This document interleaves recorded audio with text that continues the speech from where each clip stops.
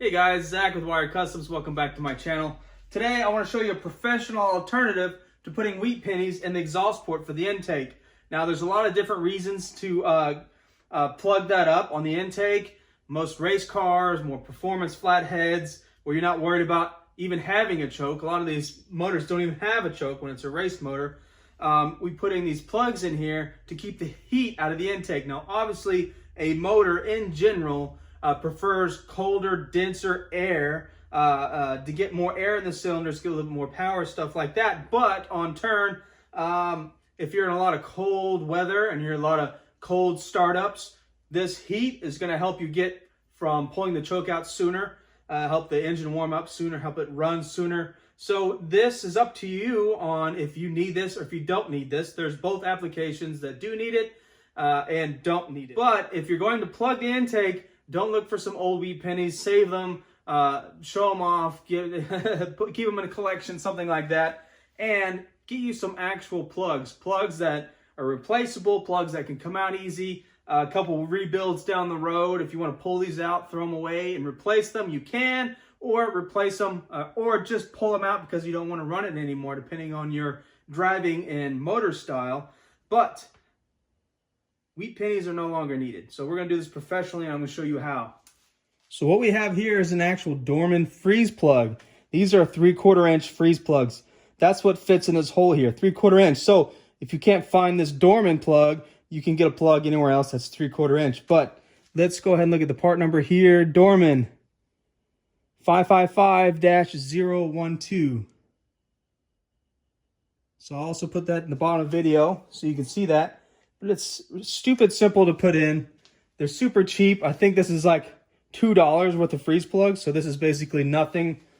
Now, technically, if you want to think about it, the wheat penny, I don't know if that's worth any more than 1 cent. So maybe that is cheaper. But this is a little bit more professional, guys. And you don't feel bad about throwing this away in the long run when you actually go to rebuild this engine a couple times later on down the road, or if you change your mind.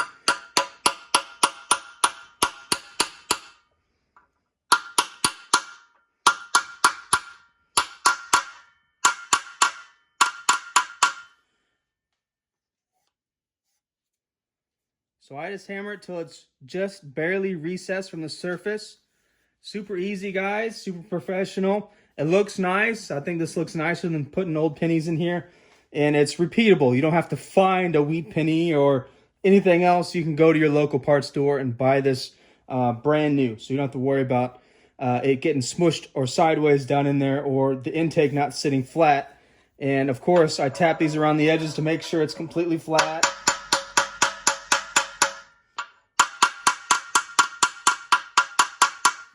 Okay, so we don't have to worry about this messing with our intake gasket. And these are very easy. You could drill the center, hit it out with a slide hammer, very easy to replace. So keep this in mind, guys. Write this list, write this part number down somewhere and leave it in your toolbox in case you need it. I like to do this stuff as professional as possible. I don't like trying to find old stuff. I'd rather put this whole motor together as fresh and as professional as possible, top to bottom. So that's a quick, simple tip for you guys. I'm going to try to do as much of those as possible on this motor so I can throw out as much new information, usable information as I possibly can. This is going to be a somewhat quick build series. We're going to do a lot of other stuff. I'm going to show you how an awesome tool that I have here is actually going to help you guys out a lot too. So be on the lookout for this coming up next.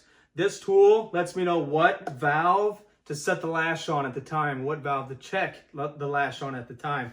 So on these type of valves, what you have to do is actually grind them down to get the correct gap. What this does, this indexes on your distributor, and it tells you which valve to currently lash. Now, when you have 16 valves to lash on a flathead, this saves you time. Throw this on the distributor, crank it over till you get to the right valve, lash it, crank it over to the right valve, lash it. This is saves you a lot of time. Make sure you're doing the right thing. And when you're doing this over and over and over again for half a day, sometimes all day long, trying to get the valve lash right on a flathead, grinding these stems down, this is a lifesaver, guys. So be on the lookout for a bunch of technical information while I get this flathead ready to go, broken in, all that kind of stuff. Then it's going to go in a really, really unique car. So watch out for that. Thank you for watching, guys. Like and subscribe to this channel. Now that you have this information, get out in your garage and get your shift together. Real quick, guys, Wired Customs also has a Patreon. It's $5 a month.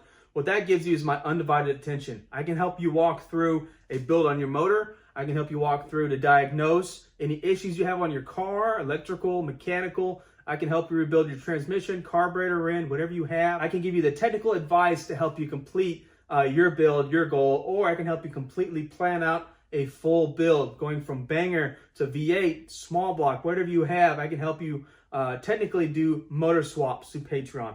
What that gives you is actually my undivided attention, because on the other social media platforms, I have friends and races and all sorts of stuff giving me updates and notifications, and it's hard to track all your guys' questions. But if I know all the questions are coming to one place, I know every day exactly where to go to give my technical advice and not be so worried about all the notifications from all these different places. So hop on there, guys. If you need help, subscribe to my Patreon. It's no strings attached.